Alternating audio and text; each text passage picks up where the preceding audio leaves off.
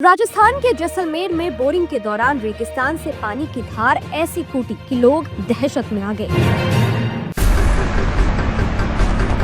राजस्थान के जैसलमेर में बोरिंग के दौरान रेगिस्तान से पानी की धार ऐसी फूटी कि लोग दहशत में आ गए। ये धार इतनी तेज थी कि प्रशासन को 500 मीटर के दायरे का इलाका खाली कराना पड़ा।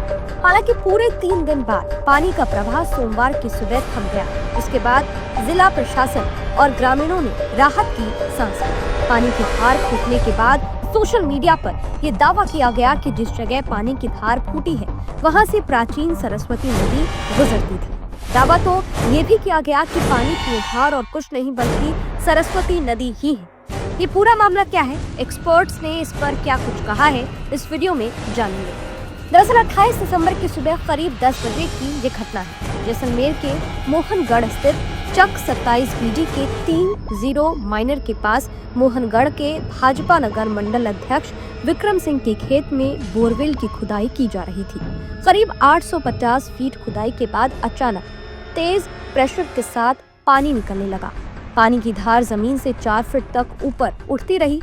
पानी के प्रेशर के कारण मौके पर करीब 20 फीट चौड़ा गड्ढा बन गया। 28 दिसंबर की रात में बोरवेल की खुदाई कर रही 22 टन वजन की मशीन ट्रक के साथ इस गड्ढे में समा गई, जिसके बाद लोग दहशत में आ गए। किसी तरह बोरवेल मशीन पर काम कर रहे कर्मचारी और ग्रामीणों ने अपनी जान बचाई। 29 दिसंबर की रात में जिला कलेक्टर प्रताप सिंह ने पानी की धार बंद होने की जानकारी दी थी। उन्होंने कहा था कि गैस का रिसाव भी बंद हो गया है। ट्रक और मशीन को गड्ढे से बाहर निकालने के लिए ऑयल कंपनियों को सूचना दे दी गई है। उनकी क्राइसिस मैनेजमेंट की टीम के आने के बाद रेस्क्यू ऑपरेशन चलाया जाएगा। कलेक्टर प्रताप सिंह ने घटनास्थल और उसके आसपास किसी भी सामान्य व्यक्ति पशुओं के आने जाने पर पाबंदी लगाई थी। 29 दिसंबर की रात उन्होंने आदेश जारी कर धारा 163 लगाई।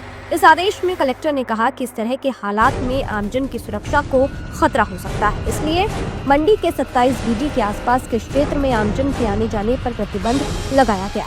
बहते पानी या गैस के रिसाव के कारण पशुओं या आम लोगों को नुकसान हो सकता है। वहीं अगर सरस्वती नदी के इतिहास की अगर बात करें तो सरस्वती नदी का जिक्र रामायण और महाभारत में भी आपको पढ़ने को मिलेगा। इसके बारे में एक और कहानी काफी ज्यादा प्रचलित है। कहा जाता है कि प्रयाग में गंगा, यमुना और सरस्वती का संगम है। यहाँ सरस्वती नदी धरती के अंदर से बहती है और प्रयाग के संगम में दिखाई देती है।